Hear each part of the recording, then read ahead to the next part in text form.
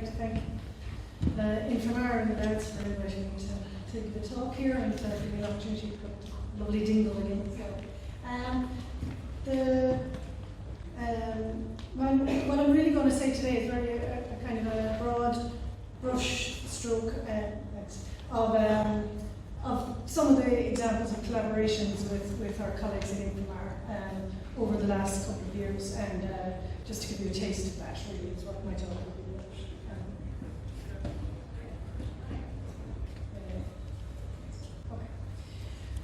I suppose just give you a bit of history of our collaboration. We've had a long collaboration with INFOMAR and their work, dating right back to 1999. In fact, when the senior firm, the Archaeology, or my boss, Finbar Moore, was on the technical committee of the Irish National Seabed Survey, which was kind of a precursor of the deep water element to INFOMAR. From 2006 then onwards to present day, it's still there. Carl Brady, my other colleague in the underwater unit, sits on the technical committee of INFOMAR, so he's directly involved there.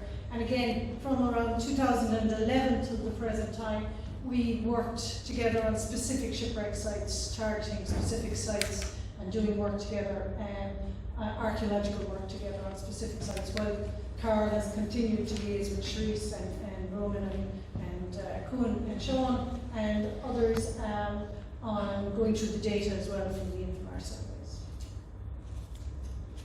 So just an example of a specific wreck site. In 2011, right through to 2013, INFOMAR and the lads on the Keary, we worked for 3 years together up in a very remote area of Burtonport on the northwest coast of Donegal on a shipwreck there. Generically called the Rutland Island wreck because we don't have an actual identity for the wreck. It lies just off the eastern tip there of Rutland Island in what was the old kind of navigational channel there coming into Burtonport. The original settlement of Burtonport was down here, and so that would make sense of the channel coming in then. But now Burtonport is here and that's the main entrance. But the wreck lies here, right just down here. So we were lucky enough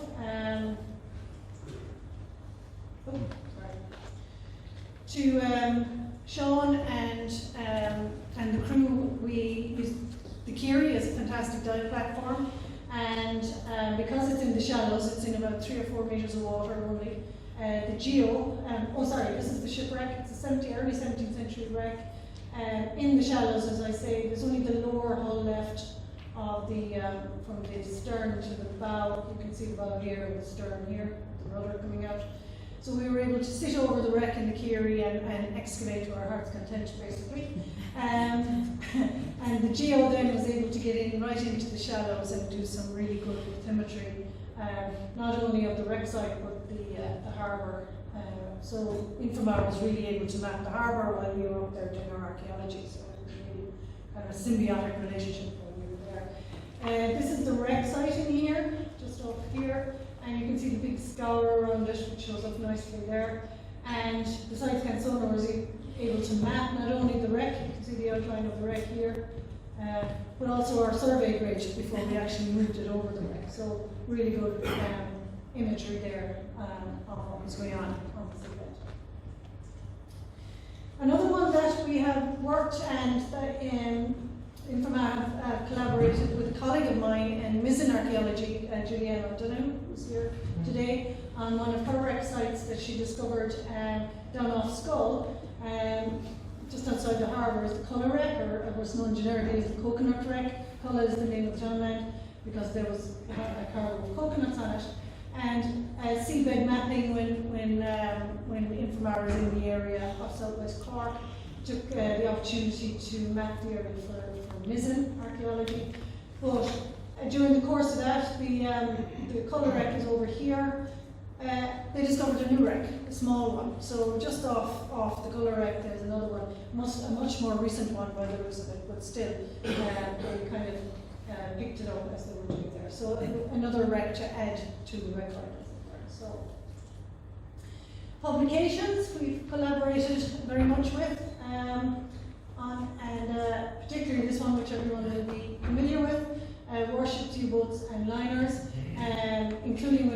colleague Ian Lawler as well from BIM, and a number of other contributors within the book. This still remains the most successful publications of the National Monument Service to date, even with all our archaeological inventories and things like that. So, and GSRs. And GSRs, good. People love being able to really visualise shipwrecks, and I think that's really what our collaborations do, is they bring the shipwrecks up to the surface in a way, and publications like this really does that for people who normally wouldn't be able to get that done. And it's a new way when that came out of looking at shipwrecks together.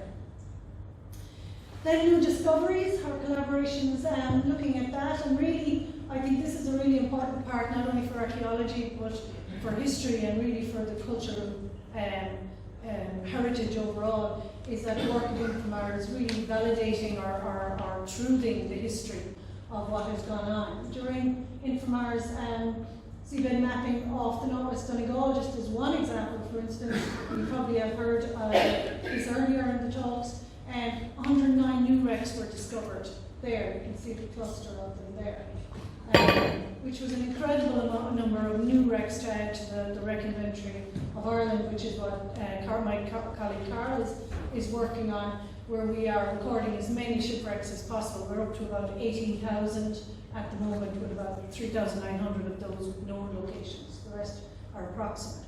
So this 109 new wrecks has added hugely to the number. But when you start looking at why is there 109 clusters of wrecks there, you think about what happened from a historical perspective in World War II, and just as it closed, the chapters of World War II, when the surrendered German U-boats were scuttled, and 116 of those were scuttled off northwest Donegal.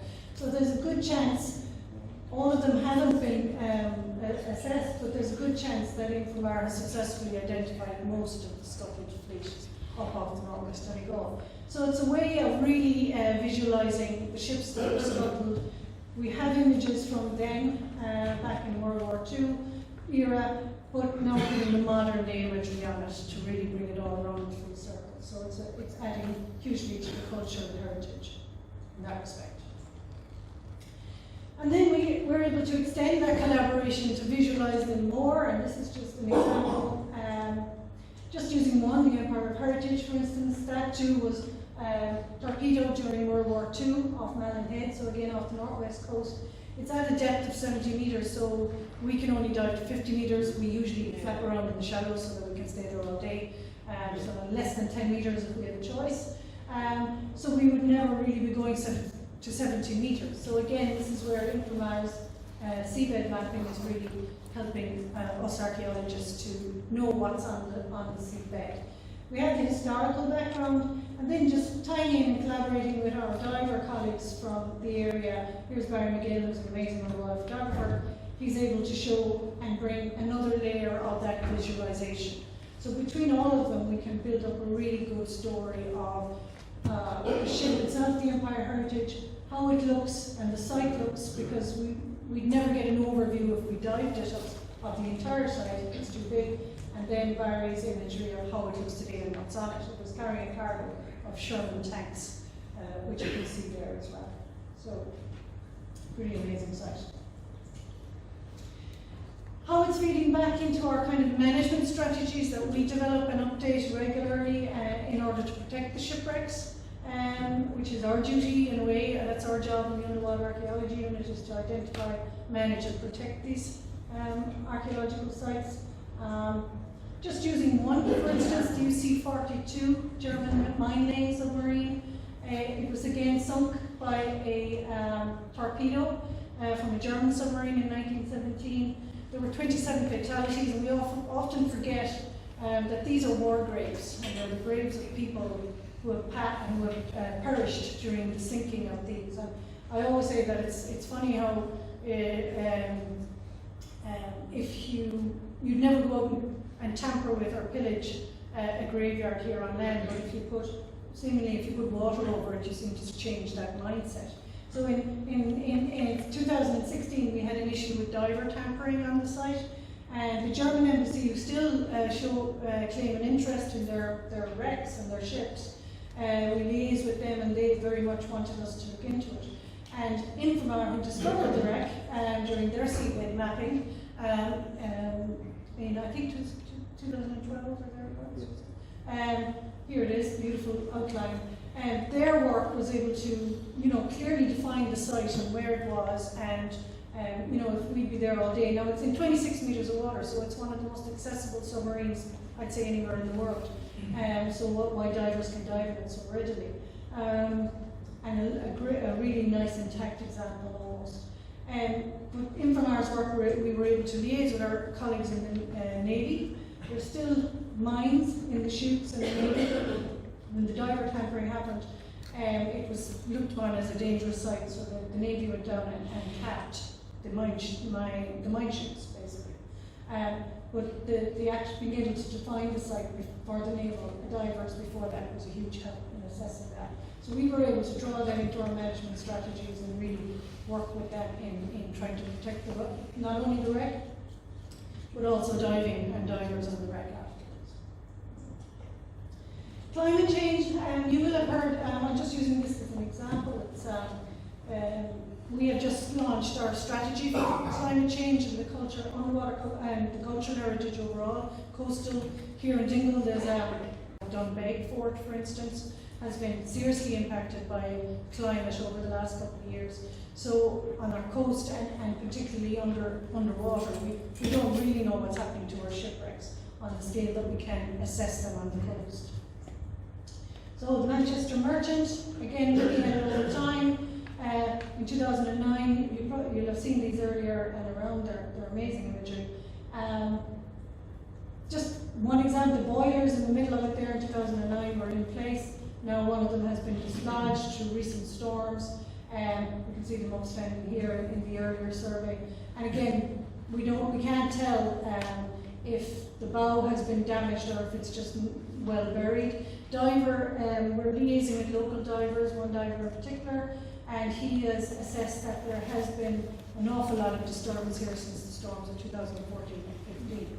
So it's, again, working in collaboration together, not only with ourselves in INFOMAR, but also with local divers and fishermen, knowing what's happening on the seabed from a week-to-week or a day-to-day basis. And just, if you haven't seen this, this is our most recent collaboration.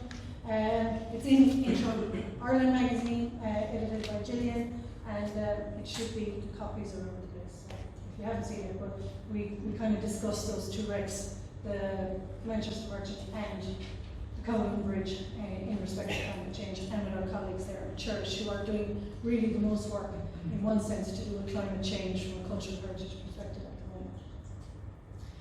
So again, as I say, it's helping to visualise the wrecks, and I think that is really a way that we need to think about different ways of doing that if we're to make people understand what we're dealing with, because it's easy for us to dive it and understand it, but it's very hard for us to explain. I know that from a civil service perspective, because I see some of my senior colleagues who are non-archaeologists, eyes glaze over when I'm trying to tell them, well, this is really important.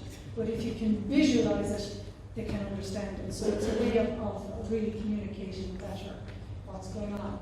With the wreck of the RMS Lusitania, for instance, obviously INFOMAR have been really, I suppose, active in surveying the wreck multiple times over the last couple of years and really building up a huge data set of how this is changing on the seabed.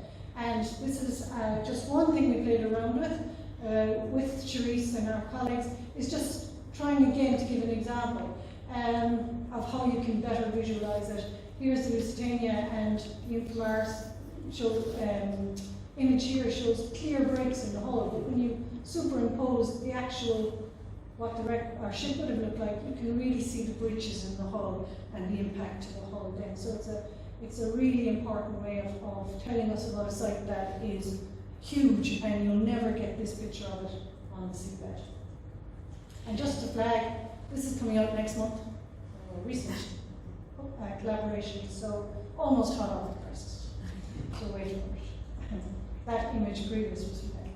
So Gibeon local, again, Santa Maria de la Rosa, one of the 1588 Spanish Armada wrecks, was lost in that storm of September 1588.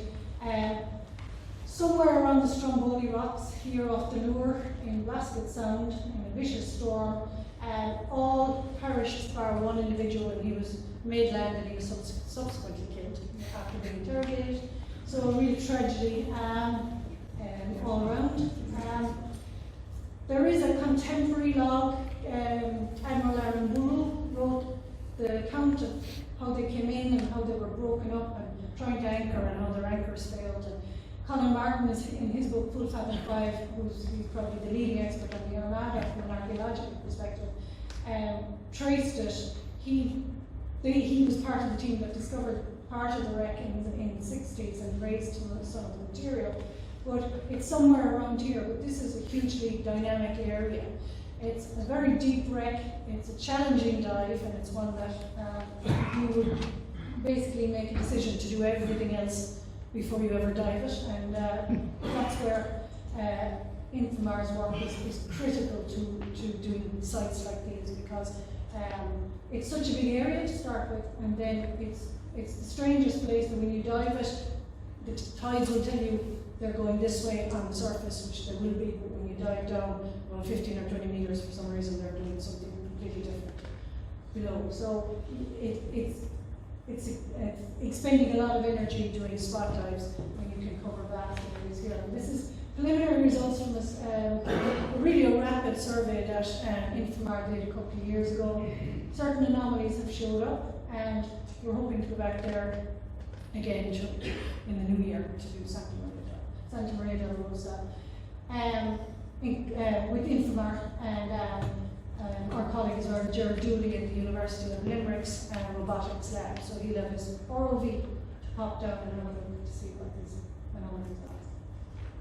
So, conclude, that's kind of an overview of our collaboration. It's a very successful one, and one we enjoy more than anything else, and I think it's very successful. And I suppose, just getting back to the title, if Rex could talk, they may say collaboration is the name. Thank you.